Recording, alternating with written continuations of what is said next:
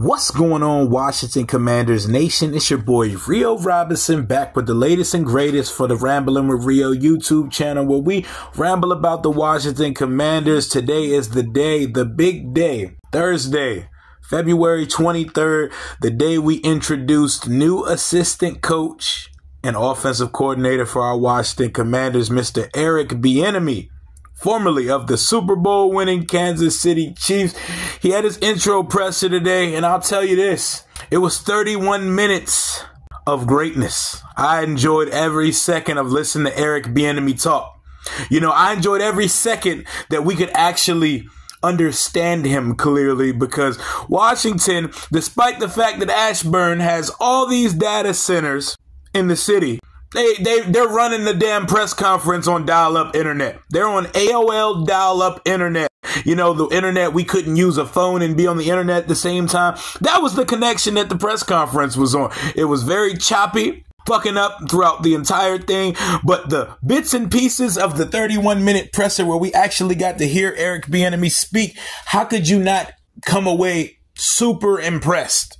And let's put to bed all of these, he's a poor interviewer. The guy knows ball. The guy is gritty. The guy is hard-nosed. He's old school for all those who you love the old school techniques of coaching. And he doesn't take shit from nobody. And he has tidbits and phrases for days that belong on t-shirts from his first and initial press conference for the team. First things first, they got straight to it. John Kahn, first question of the day. Why Washington? And his answer made my eyebrows perk up, and it made me want to run through a wall. He said, why not Washington? The young talent we have in the building here, the leadership we have in place, why not Washington? I immediately went to my guy at Washington on the daily, like, throw that shit on a t-shirt. Yesterday. We need it now. Another thing he said was when they were talking about how he didn't get too comfortable being the OC in Kansas City because the consistent success there, all the AFC championship, 7 years straight as a division winner. And he said, comfort is the enemy of success. Chew on that one for a second. Comfort is the enemy of success. He said, I don't get comfortable. I don't like being comfortable. I like being uncomfortable. That challenges you. This guy has all the makings of a head coach. Listen to how he worked that room today. We've seen a ton of pressers here. You know, we churn out coaches like we churn out quarterbacks here in Washington. But you see how he worked the room? That is the guy worked the room. He has a commanding presence. That is a head coach speaking to you. So we pretty much have two head coaches on the team now, and it's now represented by the title that he has here in Washington as assistant head coach. Nitpick about the press conference. The media, they spent far too much time asking about the why aren't you a head coach and not enough time asking about the fucking quarterback. There should have been like 10 to 12 questions about Sam Howell somewhere in that press conference. And I'm a little upset that the media dropped the ball there, because they usually press on all the right topics when it comes to these press conferences. Didn't press nearly enough about Sam Howell. Another thing that made me put a ear-to-ear smile on my face about the press conference. The players that showed up for EB's presser. They showed up in full force, the offensive weapons. Sam Howell and Terry were the first two there. Jahan Dotson, Cam Curl, Sadiq Charles, Logan Thomas eventually pulled up. There was about 10 players deep in the first row of the press conference. You love to see that type of support for the guy. And then the picture with EB and Sam, and they're both smiling ear to ear. I think it's pretty apparent that anyone that wasn't exactly believing them when they said Sam's going to get the first crack at the quarterback position, it looks pretty clear that it's Sam's show.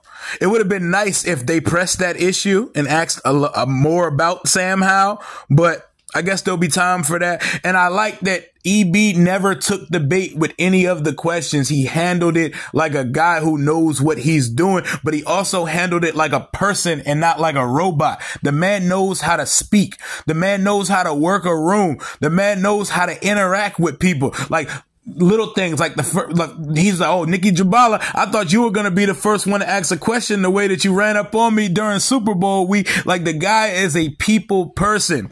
Is he a hard coach? Is he a hard ass? Yes, we need hard asses. We don't need yes men, choir boy coaches here. We need a change of culture. I don't think the guys respected Scott Turner. Scott Turner's a nepotism child in the league. He got a job because his dad's name is Norv. He's the Turner boy. So he'll always have a job in this league. EB had to go out and earn that shit. I was listening to Maurice Jones-Drew on the Take Command podcast with Logan Paulson and Craig Hoffman not too long ago. And he said, Eric Bieniemy, he's too hard on you, but it's good. It's a good thing. He's the type of offensive coordinator that is not okay with scoring 21 points. He wants to score 50. He wants to score every time the offense gets the ball. Is it realistic? No, but you don't want a realistic coach. Realistic coaches don't make it in this league. You have to take chances, and scared money don't make money. EB is here to change the culture of the offense. And to me, it feels like a head coach in waiting situation. My absolute favorite takeaway from this press conference, he did not say the name Dan Snyder one time, which means the dweeb is on his fucking way out of the door, and it's happening.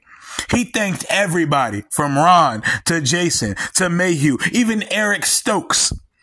He did not say the name Dan Snyder, and for that we say hallelujah, and dweeb, pack your bags and get the fuck out of here. We're almost there. We're about 4 to 6 weeks away from the dweeb finally being ridden of this guy who tarnished this franchise. Did he let them use the jet for it? Did he play a part in getting Eric Bieniemy here to DC? Sure. He's still the owner, and somebody's got to. We're not going to give him a pat on the back for it because that's his fucking job until he sells the team. But it made my day to know that Dan Snyder was not thanked and was not a topic of the conversation at any point of this 31-minute press conference. And they tried a couple times to get EB to comment on the ownership situation, but being the grizzled vet that EB is, he knows not to take the bait. He didn't take the bait one time when they tried it here. He answered the questions forthright. He answered the questions honestly. He gave all the context we needed. He threw out all the names of the offensive weapons. He's ready to get to work with these boys. He can't discuss plays with them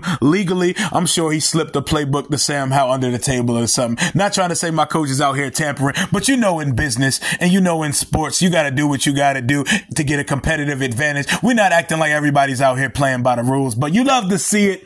It's a beautiful day in Washington. We introduced our new offensive coordinator and assistant head coach, and those were my takeaways from the press conference. I'm currently ready to run through a fucking wall and suit up for Eric Bieniemy myself, and that should be the takeaway for most fans here. Let me know in the comments what you guys thought and what were your guys' initial takeaways of Eric Bieniemy's intro presser. Like, comment, subscribe. You know the vibes. Content is coming. Hail to the Washington Commanders. Welcome to DC, EB. Let's get to work. Let's chop some wood. Deuces.